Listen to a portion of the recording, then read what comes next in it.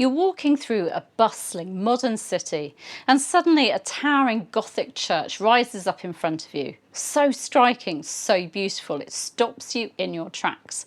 And then you spot a quote from none other than Queen Elizabeth I herself, calling it the fairest, goodliest and most famous parish church in England.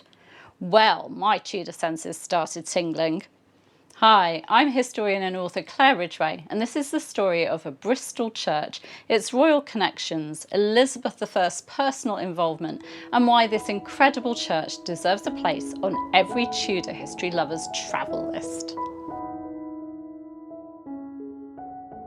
Unfortunately, I didn't have time to go inside the church, and I had suitcases because it's right near the station. But I admired it from outside, took a quick photo and decided to research it when I got home. The church in question is St Mary Redcliffe in Bristol, and Elizabeth really meant what she said. She visited her in 1574 and later in 1588 and 1591 she issued letters patent to restore funds lost during the Reformation.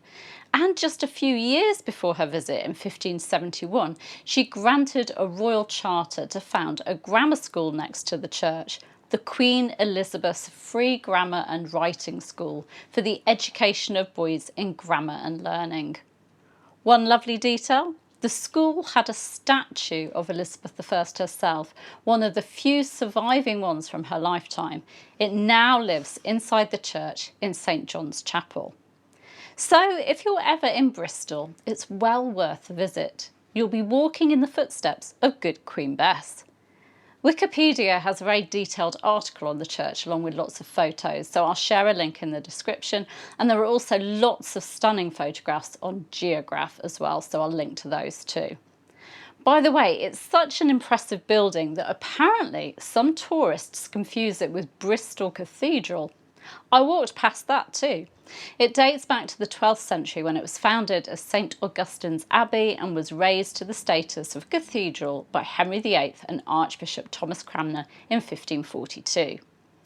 Bristol really is a city layered with history, from its medieval roots to its Tudor connections and beyond. St Mary Redcliffe is just one of its many treasures, standing tall as a testament to centuries of craftsmanship, faith and royal attention. And if this has sparked your curiosity, do check out my recent video on John Cabot and the Matthew, another fascinating piece of Bristol's story, tied to exploration, ambition and adventure on the high seas. I'd also recommend visiting M Shed, a museum located on the harbour front, which tells the city's story from prehistoric times to the present day. I found it really interesting and it's free to visit. Thanks so much for joining me today, and if you enjoyed this little detour into Tudor architecture and royal favour, please give the video a like, subscribe and let me know in the comments. Have you ever visited Bristol, or is it on your Tudor travel wish list? See you next time for more stories from Tudor history. Bye bye.